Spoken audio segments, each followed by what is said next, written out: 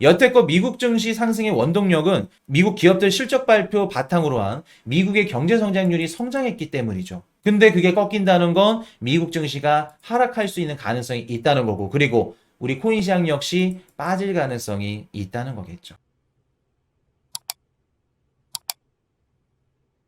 자, 바이든 중국 제품 관세 대폭 인상, 전기차 100%, 태양전지 50%. 자, 보겠습니다. 자, 보시면 바이든 정부가 이제 중국 제품에 대한 관세 인상을 시작했습니다. 관세 인상을 시작했는데 요게 우리 증시와 비트코인 시장에 좀 영향을 줄 수 있기 때문에 갖고 와봤어요. 지금 그 미국이 중국 전기차에 대한 관세를 아마 2.5%인가 그럴 겁니다. 2.5%인가 그럴 건데 여기서 100%를 때린다는 건 총 합산 관세가 102.5%가 된다는 거겠죠. 절대 작은 수치가 아니죠. 102.5%. 근데 이런 분들이 있어. 야, 중국이 미국한테 그 전기차를 얼마나 수출한다고 102% 때려도 뭐 이게 소용이 있겠냐? 영향 크지 않을 것 같은데. 어차피 테슬라 전기차 살 거 아니야. 중국이 미국한테 얼마나 수출해? 라고 생각하시는 분들이 계실 겁니다. 영향이 없다고. 어떨까? 맞는 말일까? 아니면 틀린 말일까? 전기차만 얘기했을 땐 맞는 말인데 틀린 말이죠. 자, 지금 바이든 정부가 전기차만 때리는 게 아니라 전기차 때린다는 건 뭐까지 같이 때린다는 거냐면 태양광 그리고 2차 전지까지 같이 때린다는 겁니다. 얘네 두 개. 태양광, 2차 전지. 자, 이게 왜 중요하냐면은 이번에 그 2024년도 상반기에 이제 중국에 양회에 있었죠. 양회에서 시진핑이 이제 강조한 게 뭐였냐면은 전, 광, 리. 여기서 말하는 전이 뭐냐면 전기차입니다. 그리고 광이 태양광이에요. 그리고 리가 리튬입니다. 리튬이면 배터리를 뜻하죠. 그래서 시진핑이 지금 앞으로 내세우고 앞으로 우리가 어떤 중국의 미래를 좀 뭐라 그럴까 자존심, 이런 좀 자존감 이런 것들을 보고 있는 게 뭐냐면 전광리입니다. 전기차, 태양광, 리튬. 근데 여기다가 바이든 정부가 관세를 때린다? 그럼 무슨 뜻이다 이게? 시진핑의 자존심을 건드린 거죠. 야, 우리가 앞으로 여기서 중국이 1등이 될 거야. 전광리에서. 근데 너네들이 관세를 때려? 오케이, 알겠어. 전기차를 뭐 얼마나 팔고 그런 걸 다 떠나서 시진핑의 자존심을 건드린 겁니다, 지금. 자, 그럼 볼게요. 시진핑 정부가 뭘로 대응을 할까? 바이든 정부가 전광리에 관세를 딱 때렸네? 그러면 중국은 맞대응해야겠죠. 뭘로 때릴까? 뭐를 때릴 가능성이 높을까? 수출? 똑같이 관세를 때려야겠죠. 어디에 때린다? 곡물, 식량. 미국한테 미친 듯이 수입을 하고 있는데 중국이 거기다가 관세를 딱 때리겠죠. 2018년도에 트럼프가 연임을 하지 못했던, 대통령에 당선이 되지 못했던 이유 중에 하나가 뭐였죠? 중국에 관세를 때렸고 중국이 뭘로 보복을 했어요? 우리 너네 식품 안 사, 곡물 안 사. 그러면서 어떻게 됐죠? 미국의 농민들이 들고 일어났죠. 그러면서 표심을 잃었고 거기서 이제 그 표심을 잃으면서 바이든이 이제 당선이 된 건데 자 그러면 중국은 뭘로 보답을 할 거냐면 우리도 곡물 너네 거 안 사. 곡물 안 살 거야. 관세 올릴 거야. 미국 너네 식품 뭐 식자재 곡물 기업들 오케이 너네 관세 때려. 우리도 100% 올려버려. 이런 식으로 갈 가능성이 높다는 겁니다. 자, 그럼 볼게요. 여기서 우리가 수혜를 받을 수 있는 곳이 탄생할 겁니다. 어딜까? 우리가 그냥 비트코인 방송이지만 주식 투자자분들 많기 때문에 어디에 자금을 넣어야 수혜를 볼 수 있을까? 이런 식으로 간다고 하면 어딜까? 자, 중국이 미국에 대한 곡물 수입을 줄인다고 합니다. 그러면 줄인 만큼 다른 곳에서 수입을 해야겠죠. 그러면 중국으로 들어오는 배에 메이드 인 아메리칸이 아니라 메이드 인 브라질, 메이드 인 아르헨티나. 브라질이나 아르헨티나의 곡물 수입량이 급증하겠죠.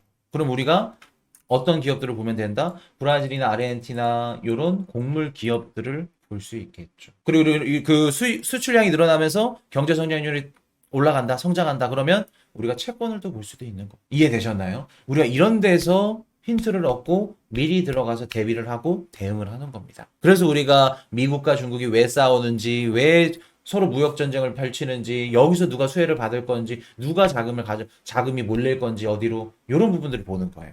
그리고 우리가 지금 당장으로서 뭐 아르헨티나 코인을 살 수도 없고 브라질 코인을 살 수도 없지만 이런 데서 우리가 알트 코인들도 이젠 접목시켜서 볼 수 있다는 겁니다. 추후에는. 비트코인도 마찬가지고. 그래서 만약 이렇게 된다 그러면 뭐 아르헨티나나 브라질이나 이런 국가들이 수혜를 받을 가능성이 굉장히 높겠죠. 그리고 이렇게 만약에 된다 그러면 바이든 표심이 조금 떨어질 가능성도 있습니다. 2018년도 트럼프 때처럼. 표심이 트럼프로 넘어갈 가능성이 높아요. 미국 국민들 농민들 들고 일어나면 어떡해. 그 표심만큼 잃는 거지. 그래서 우리가 지켜보셔야 될 게 뭐냐면 이번에 중국 정부 관세 올리는 거, 인상하는 거 언제부터 한다 그래요? 언제부터? 12월부터 한다 그러죠. 12월이면 왜 12월일까? 우리 대선 11월이니까 그 다음 달에 12월부터 중국 관세 때릴게. 그러니까 대선 전까지는 서로 싸우지 말자, 트러블 일으키지 말자. 12월부터 시행합니다. 그래서 그런 거예요. 자, 그래서 우리가 이제 좀 중요하게 봐야 될 건 뭐냐면 중국이 어떤 조치를 취할 건지. 상무부는 좀 세게 얘기하죠. 화가 났습니다. 세게 얘기를 하는데 자, 어떤 조치를 취할지에 따라서 우리 증시나 비트코인 시장에 영향을 주게 될 건데 자, 볼게요. 지금 보시면 만약에 중국 정부가 대선 전에 바이든 정부를 조금 골탕 먹이고 싶어. 그럼 대선 전에 뭔가 좀 움직임이 있어야겠죠. 얘네들이 12월 달에 한다 그래서 뭐 무조건 12월 이후부터 할 그거는 없고 중국이 어떤 조치를 취할지 미리 뭐 다음 달에 할 수도 있고 아니 다다음 달에 할 수도 있는 거고 어떤 조치를 취할지에 따라서 이제 증시에 영향을 주게 될 건데 자 한번 볼게요. 만약에 중국이 조금 저항이 세, 무역 보복이 조금 세게 나와. 그래서 예를 들어서 미국에 있는 곡물 기업들이나 식량 기업들이 타격을 입어. 매출이 조금 줄어든다고 가정해 볼게요. 그럼 우리 주식시장과 코인시장에 어떤 영향을 줄 수 있을까? 어떤 영향? 자, 지금까지 미국 증시가 사상 최고치를 갱신하고 우상향할 수 있었던 이유가 뭐죠? 미국 증시가 연일 사상 최고치를 갱신할 수 있었던 이유가? 미국 증시 상승 원동력이 미국의 기업들이 실적이 좋았고 매출도 높았고 그걸 바탕으로 미국의 경제 성장률이 좋게 나왔죠. 미국 경제가 성장하고 있었죠. 미국 주식이 좋네? 그냥 좋은 게 아니라 미국 경제 성장이 나와. 3% 4%대가 나와. 야, 대박이다. 근데 3% 4%대 나올 수 있었던 이유는 미국 기업들 실적이 좋았습니다. 근데 중국과 미국과의 무역 마찰, 대립으로 인해서 미국 기업들 실적이 꺾인다고 하면 경제 성장률 역시 꺾일 가능성이 높겠죠. 그러면 여태껏 우리가 미국 증시는 무조건 상승한다, 올라간다, 상승할 수 있었던 원동력을 어떻게 되는 거예요? 잃게 되는 셈이죠. 잃게 되는 셈이죠. 그러면 당연히 미국 증시가 어떻다? 중국의 보복이 강하면 강할수록 미국 증시는 안 좋을 가능성이 높다.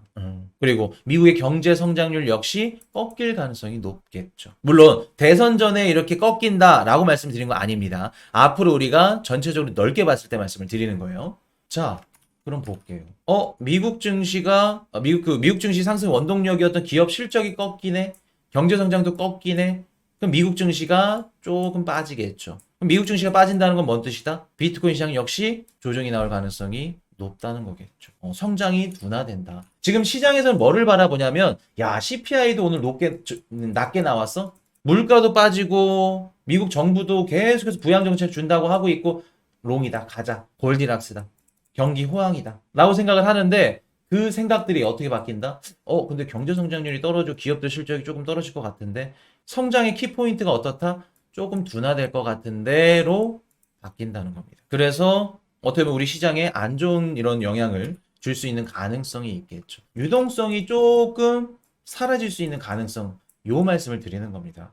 자, 요거에 이어서 일본 요거 한번 얘기 한번 해드리면서 중요한 얘기 한번 드려볼게요. 지금 우리 유동성 경색이 조금 왜 어떤 위험성이 있는지. 자, 그동안 바이든 정부가 지금 어떤 그 딜을 하고 있었냐면은 최근에 미국의 좀 이런 대사관들 막 좀 높은 고위급들 이런 분들이 중국에 가가지고 막 서로 이렇게 얘기 나누고 막 이런저런 얘기 나누죠. 자, 무슨 얘기를 나눴냐면은 바이든 정부가 이제 그 트럼프 때 중국산 제품에 대해서 한 3천억 달러 정도 추가 관세를 매긴 게 있습니다. 근데 이제 이게 바이든이 이거를 연장할지 아니면 세율을 낮출지 높일지 결정을 해야 되는데 요거 결정권을 갖고 중국 정부한테 달려갑니다. 중국 정부한테 달려가서 뭐라고 하냐면은 야 바이든 때 너네 3천억 달러 규모 요거 관세 있잖아 연장할까 아니면 관세를 올릴까 아니면 내릴까 지금 고민 중인데 우리가 요구하는 거 너네 들어주면은 좀 긍정적으로 생각해볼게 관세 낮춰줄게 라는 얘기를 합니다. 그래서 요구를 하는 게 뭐냐면 중국 정부한테 야 우리가 지금 미국 우리 바이든 형님 대선 연임시키려고 하잖아. 그러려면은 국채를 많이 찍어야 돼. 작년에 이미 하반기 때 단기 국채를 많이 찍었기 때문에 올해는 장기 국채를 많이 찍어야 돼. 근데 이거 사줄 사람이 없네. 일본도 이제 금리 인상하고 있고, 이따가 이제 말씀을 드릴 거지만, 국채 매입도 이제 좀 감소, 줄인다고 하고 있고, 그래서 예전에 너네가 많이 사줬던 것처럼 너네가 좀 사줘야 될 것 같아.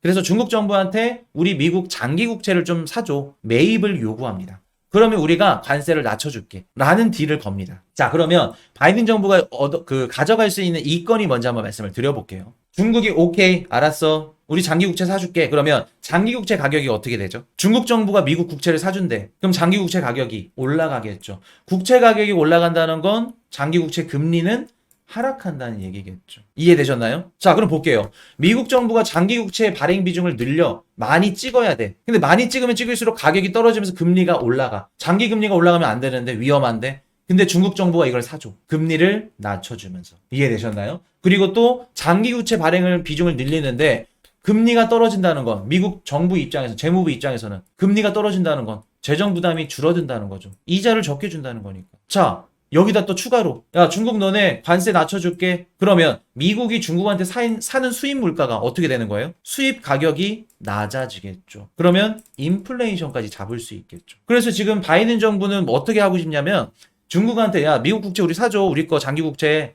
그러면 너네 관세 내려줄게. 만약에 미국 정부가 원하는 대로 됐다. 그러면 장기 금리도 낮출 수 있고 재정 부담도 줄어들고 물가까지도 잡을 수 있는 두 마리, 세 마리, 네 마리 토끼를 잡을 수 있죠. 어렵죠, 김홍선님? 그래서 지금 이런저런 얘기, 딜들이 가고 있는 겁니다. 이해되셨나요?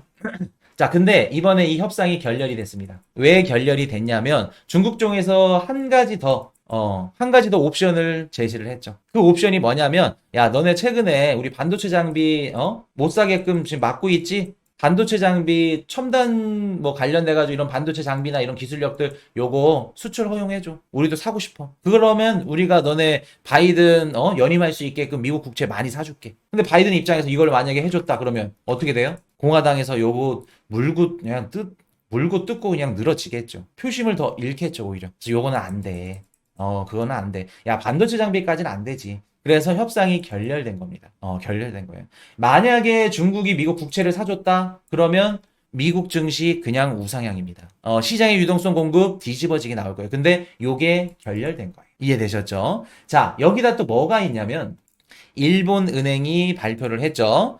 엔화 약세의 국채 매입 규모 축소다. 자, 지금 일본은행이 금리 인상하고 있다. 뭐 BOJ가 계속해서 금리를 들어 올릴 거다. 요거 우리 다 이미 배워서 알고 있는 것들이고. 자, 국채 매입을 드디어 축소를 한다고 합니다. 이게 4,750억 엔. 아까 그 방송에서는 달러로 말씀드렸는데 N이네요. 4,750억 엔 중에 500억 엔. 요것만 덜 산다 그래요. 감소한다고 하는 겁니다. 그러니까 국채를 4,750억 엔을 사줬는데 우리가 500억 엔을 이제 안 사줄 거야. 그러니까 4,250억 엔만 사줄 거야. 라고 얘기를 하는 거죠. 그럼 무슨 뜻일까? 500억 엔. 요만큼 시장의 유동성 공급이 줄어든다는 거겠죠. 근데 이 시장의 유동성 공급이 뭐를 사줬다? 그전에는 미국의 국채를 사줬죠. 자, 근데 이게 줄어들었어. 그 뜻은 미국의 앞으로 찍어내는 장기 국채를 500억 엔만큼 사줄 수 없다. 그 뜻은 미국 시장의 유동성이 감소되기 시작한다. 줄어들기 시작한다. 그 뜻이죠. 그럼 지금 중국 정부와 이런 협상 결렬된 거, 그리고 일본 정부의 금리 인상까지 해서 지금 당장 우리 2분기는 미국의 금융시장이 지금 유동성이 많다, 적다? 적다. 점점 줄어들고 있다. 그래서 지금 뭐 CPI 높게 나왔다 그래가지고, 잘 나왔다 그래가지고 막 상승하고 뭐 우상향하고, 물론 상승할 수 있겠죠. 근데 아직 위기는 끝나지 않았다. 충분히 매수 기다리신 분들은 조정 구간은 아직도 충분히 남아있다.